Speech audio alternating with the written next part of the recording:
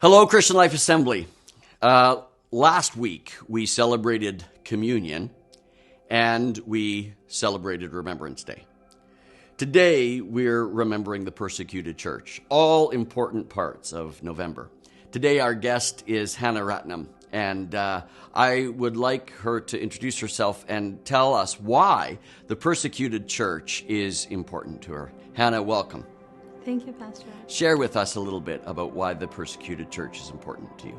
I'm born and brought up in Pakistan, and since I have been moved to Canada, persecuted church is a burden on my shoulder. God has been showing me a lot of things about persecuted church in Pakistan, and my dream has a lot to do with that. My persecuted childhood, my schooling, college, everything has connection with that. So it's really important, and I want this to tell the whole world what's going on there.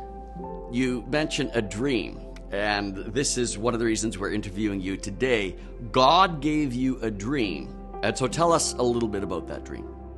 On 19th September 2013, I had a dream. It's a church in Pakistan which was, according to the dream, it was demolished after 2 bomb blasts. But I prayed non-stop for that church and people because I felt that pain sitting in Canada, and I intercede for them. And that is what I have been talking all these years with many people. So what actually transpired is that God gave you a dream. Then how many days later was it that the bomb blast from your dream actually took place in Pakistan? It was 22nd September 2013, 3 days later. 3 days later. So this is amazing. So God gave Hannah a dream, and then she prayed for 3 days.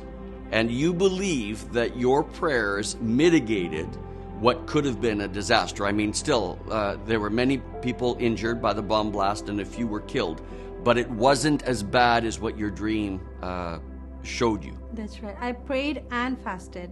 I was in the corner, just leaving everything my life and praying and fasting for them. Wow, that's amazing.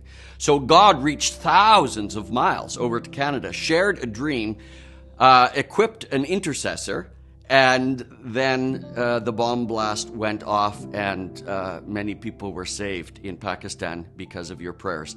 And then something else happened. That's not the end of the story. Actually, there is something else. Tell us what happened after you had this dream and after the bomb blast.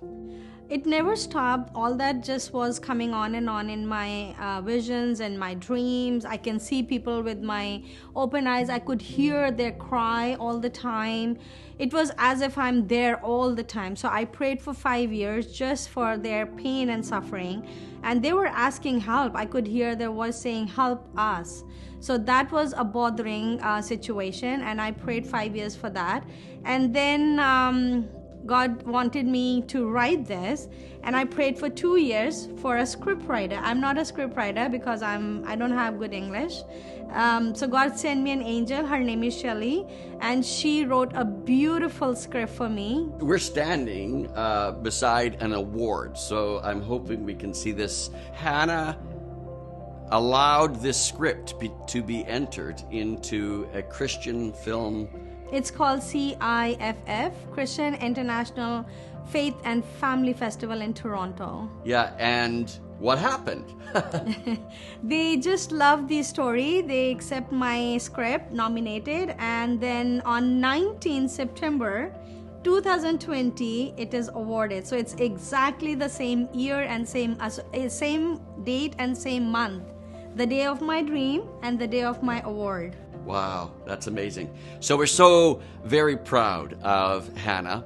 And today, as we remember the persecuted church, we're here to ask you, Christian Life Assembly, to pause, to remember brothers and sisters around the world experiencing such intense pressure.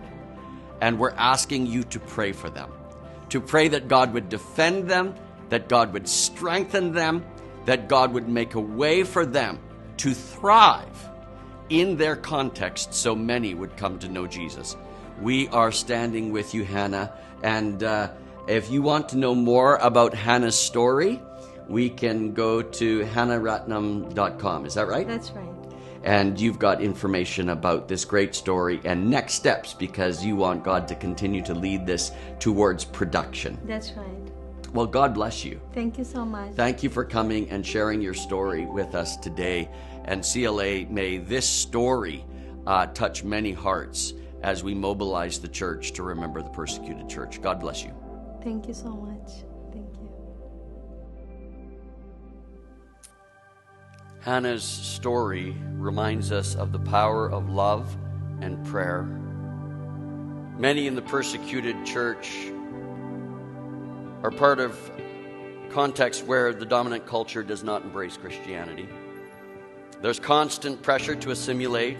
They face discrimination of employment, unjust detention and arrest, abuse of all forms. Parents and children face trauma, often are limited to access of medical, food, and shelter. They lack Bibles, discipleship, mentoring. I'm going to ask those in the